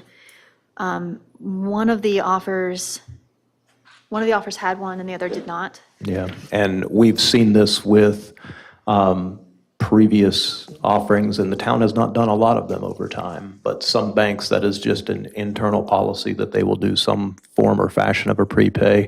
The one that was turned in this time is on a 20-year loan. I believe it kind of caps out at 10 years, and it's on a declining, I'll call it the penalty or the interest penalty. If you do it in the first 5 years, it's one amount. If it's the next 5, it's another. Again, that's one of those small details when I had said that we needed to go through the fine details to do the comparison that we take a look at. In addition, you will note, and I believe this is on your spreadsheet, legal fees can vary from one bank to the next, and sometimes the legal fee that a bank submits isn't a final number, but it's an up to amount, and then once they get into it, it can be less than that, but it can't be more. So those are the things we take into account when we look at any difference in the interest rates and what the total payout is and interest is over the period of the loan. In this case, the legal fees certainly did not, I'll say, make up the difference between the slight interest rate delta between the two offers. Again, the prepay penalty, that would depend on what a future council may decide and when they would decide to do that and what that amount happens to be at that time. So at what point do we, I guess at the work session, we award, one of these options? That's correct, yes. Between now and then, does something have to be sent to the LGC? So Tess is in the process. The apparent low number institution was already in the process of getting a contract document to Tess that we're getting to the LGC to basically, we made the application deadline with the base information they needed to place us on the agenda. We are now updating that as these types of things come in. So that contract is coming in. I believe after conversation today, she's going to request the same of the second institution simply because we are going to be so close to that October date that should the council decide to go with the second institution, and we're perfectly comfortable with both banks and have business with both banks. But that way, we've already got it in place, and we can, the LGC will have it, and it won't be a matter of our application being bumped from October to November because they don't have a complete file, so. I guess my concern is that the recommendation between closed session discussion and additional information coming in, the recommendation changed, and I have a level of discomfort that comes with an RFP process, and then understanding that the bids were not totally accurate or complete from either company, but that they changed after the RFP process ended, just, I don't know, it gives me some heartburn. Sure, and I will at least address that from the standpoint of when it became apparent that both bids had some errors and omissions. One, to the best of my knowledge, neither bank was aware of the other or how many had submitted to that point. This process is not similar to a construction bid where we actually sit down in a conference room and we open manila envelopes and we read the outcome out loud, and that's not how these come together whatsoever. And so as a result, in speaking with Director Spies and learning of what was occurring, I first contacted Attorney McCarley just to verify that, yep, we're going through this as part of the LGC process. From a general statute process, we're good. I also gave Mitch Bruglio a call with Davenport, and you may recall him. He presented to the council a couple times during the Parkway and MSD discussions. And Mitch represents a lot of different clients across the state in front of the LGC quite often. And I'd sort of laid out for him what was occurring in the two bids and the fact that they were coming back in. And he said he had no concerns with that whatsoever, that oftentimes on multi-million-dollar types of projects, he's actually following the RFP submittals back with the banks, negotiating if they can get a little bit lower rate or helping his clients. And what goes into the LGC is simply that we did invite, we did advertise what was ultimately submitted, but they have not expressed any concern whatsoever with either of the two institution bids at this point. So I do want to just clarify that what was provided to you in the closed session of that work session was not as much a recommendation as much as this is the apparent low bidder off of just the numbers we were able to pull at that point. But it's why I provided the caveat that we need to go through these and verify everything too. So again, either institution, we've had loans with both of them over time. There's no hard feelings or difficulty. We know representatives with both of them. They both have strong local presence So whichever direction the council decides to go, our recommendation from a staff standpoint simply came down to, we do recommend the 20-year over the 15 because this is going to be a 50-year plus building and to spread that out. And the difference in interest rate between 15 and 20 wasn't so significant that that doing 20 still makes a lot of sense. And we simply went with the one that looked like the lowest cost over time. So it was not a preference of one institution over the other or some bad experience with anyone. That's just simply where we landed. And if you land in the other place, and obviously this is one of those it's a little bit of a unique situation too because of who we're purchasing the property from. And so, I mean, there's all kinds of considerations that you could take into account here without question. I don't think that, I certainly don't think that. I guess it seems very foreign to me, though, that someone, the example you gave with Davenport, would, after an RFP, would pick one to go back and negotiate with after they've been responsive to an RFP. Yeah. It would be different if it was like, so the way I view this is we only had one responsive bidder per the RFP. I would actually state, depending on how you are qualifying or disqualifying the second. The terms we laid out in the RFP, only one responded per the RFP, but that had some math errors in their amortization schedule. And a closing date of April of 2024. Okay, so I view those as like, almost like a Scribner's error. Yeah, absolutely. So, but the other completely changed their proposal. The other failed to recognize the flat principal payment, which changed everything for them. And Mitch actually addressed that before I even asked him about it. When I said that was the error in the second bid, he immediately responded that, oh, I'm sure they were interested in it once they recognized it was flat principal because it changes the payoff date number on that because of the amount of principal that's getting paid on the front end of the loan versus the back. So their adjusters and people that are providing them the figures suddenly go, oh, wait, this is a different type of loan altogether, and it changes their interest in it. But again, if the ultimate decision of the council, well, I think the hard thing to keep, the one thing to keep in mind is it's a request for proposals, not a bid. And I think it's very easy to get caught up in the concept of bids and rules around bidding and public openings versus simply taking proposals and choosing to negotiate with one or all entities along the process. Here's my issue, another issue. So we have a deadline of this date at this time. 4 days go by, 3 days go by, 2 days go by. Interest rate environment has changed, which has happened. Oh, no question. And so then this other group comes in non-compliant with the RFP with a different interest rate. Sure. And now that's the recommendation, and I feel like that's a leg up. And all I would offer is that in an instance like that, where it's 4 days later, there's a known change in the interest rate and somebody comes in, I believe in that, all other things being equal. In that instance, my recommendation would be to go back to the initial institution and ask them that, given the change in the interest rate environment, would they be willing to update their offer? But they have changed. The interest rate environment has changed since we sent this RFP out. Yeah. And honestly, we could go back and ask both of them just to submit a final and best number too. I mean, I feel like that I mean, I would hate be- to do that with the application already in front of the LGC, but if you believe that it has changed in a way that it's going to drop that rate, then it's.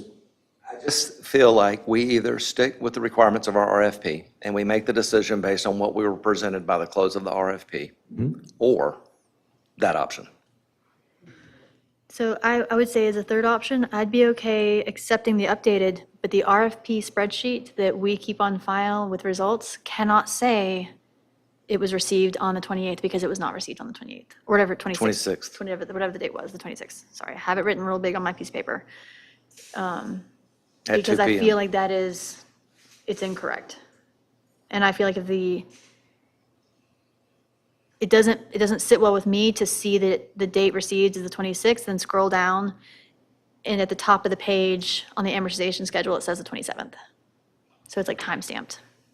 So if the council, if there is a scenario that you all are most comfortable with, whether it's updating, going back for last and final offer, or accepting updated but reflecting accurate dates on it, or accepting results as of the actual February 26th deadline, I'm fine with. That would be my is preference, because that's what we laid out. But, I do have the same concerns as the Manager Parsons of the timeline of going out for a best and final offer. But I just don't like the idea that conversation happened after the date and someone revised their proposal. I don't like that at all. And to be clear, that conversation. Not saying anything. Yeah, about that conversation was not about, oh, we got this. That conversation was purely take another look at your RFP, and we did not get an amortization schedule from anybody that. So I'm gonna jump back into a previous job that I had where I did evaluate RFPs based on a cost perspective. And this was federal guidelines, so it wasn't the same as state. One of the things I could never do is a contractor could not revise their proposal based on my questions or clarifications. All they could do was clarify the questions or the clarification, questions that I had about it, but they could not resubmit a number after the deadline. Everybody was evaluated with the same fair step forward, and I feel like we should do the same.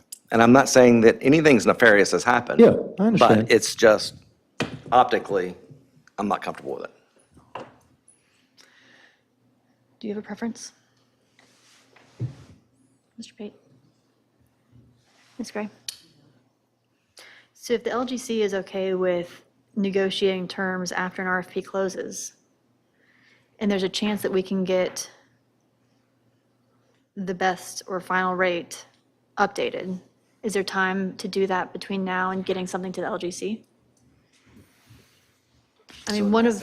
Two, I'm good with. Make your selection, negotiate, but don't I mean, negotiate and then make your selection. yeah, I feel like, so, yes, both results we got there were errors on them. But one of them was a. Fundamental change. Yeah, but fundamental error. It was an error of exactly what we ask. And we ask for no prepay penalty, and one of them has a prepay penalty and the other does not.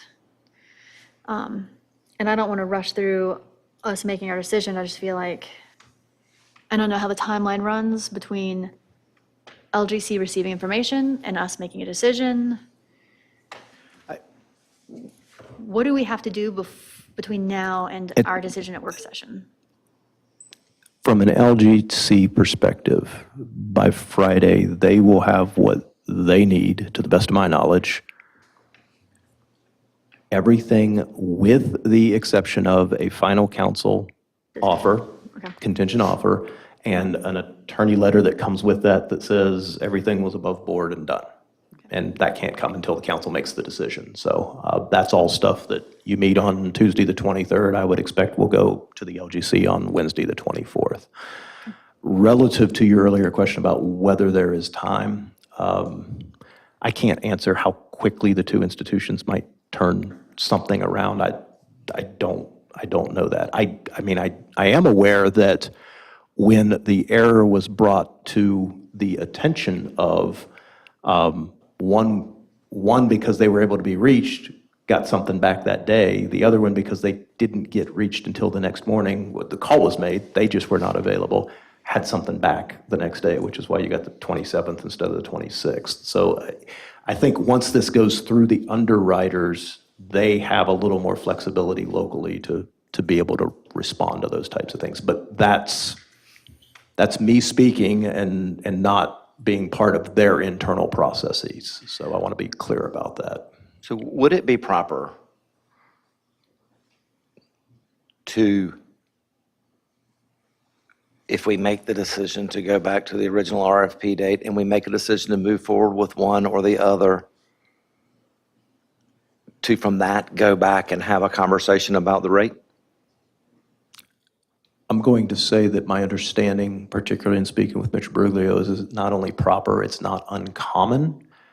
Now, that's a different question than, is it right, is it ethical, is it based on your background? But I'm going to defer a little bit to Mac on the legalities of this, but I didn't hear anything in your question that would make me say, oh, I think we've got a giant red flag.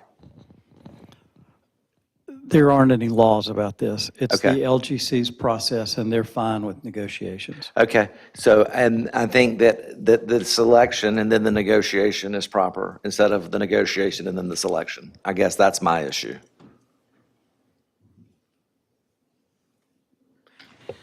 I will also add, it did not occur in this instance, but along your line of thinking relative to changing environments, I have seen these in the past, and it's generally with larger loans. Yeah. But I've seen these in the past where they will submit a rate or a range even, and basically all you are guaranteed is they will lock you down at the point at which you're closing on the loan. Now, that range gets pretty tight, so you can make some decisions and things. But I've seen some variable things submitted over time on these because we are asking, when we go and do this, we're asking them to hold a rate for 60 days so that we can go through this whole LGC process. Good luck going in and asking for a home loan or a business loan or something to say, and, I'm going to come back in 60 days and let you know whether it happened or not, and I want this rate held.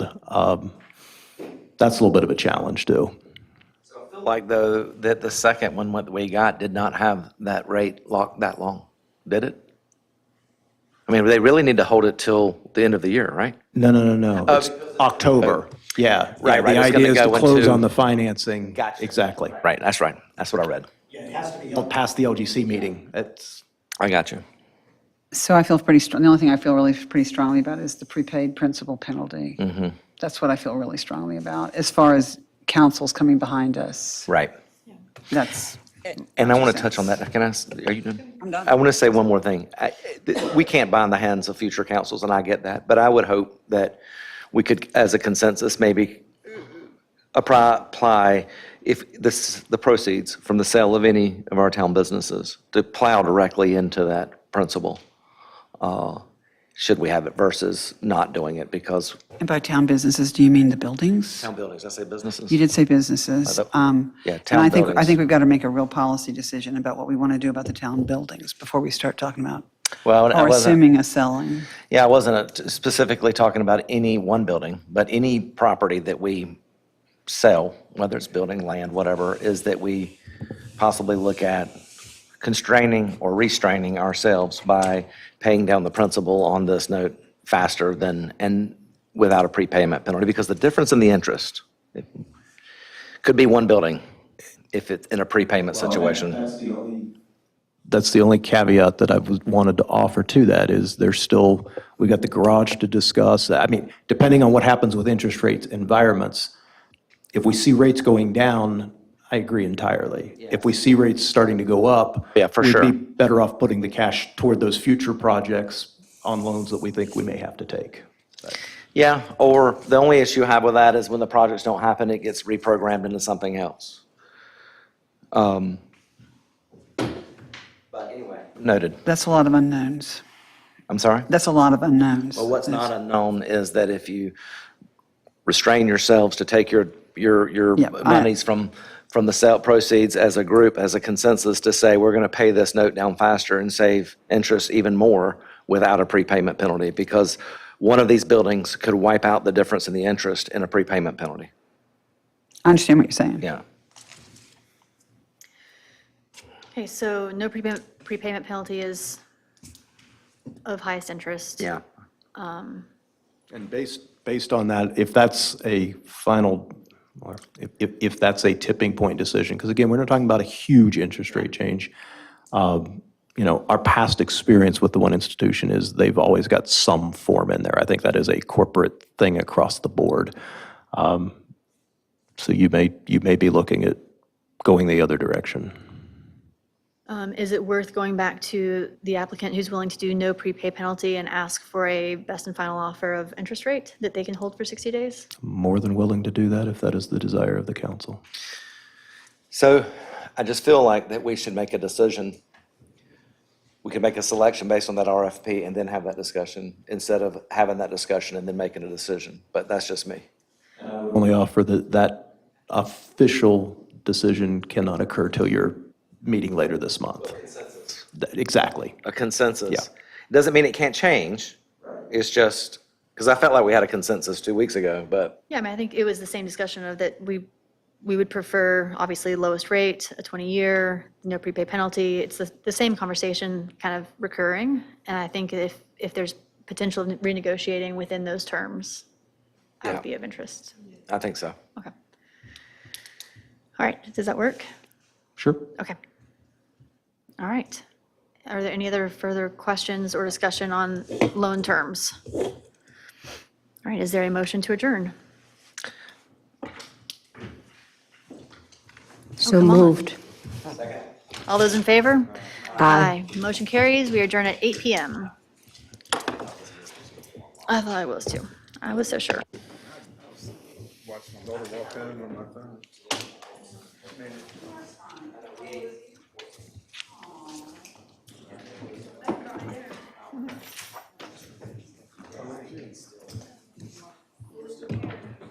Bye, Anna.